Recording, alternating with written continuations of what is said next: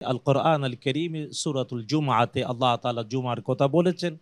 রাসূলুল্লাহ সাল্লাল্লাহু তাআলা আলাইহি ওয়াসাল্লাম মদিনা হিজরতের পরেই প্রথম জুমা আদায় করেছেন বনি সালিম বিন আউফ গোত্রে।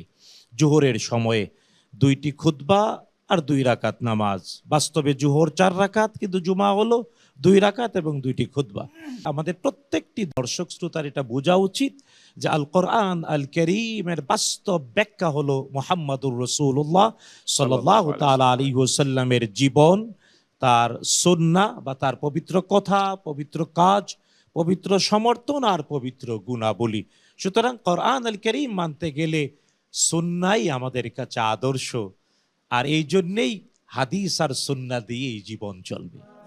حدثنا حدثنا حدثنا حدثنا حدثنا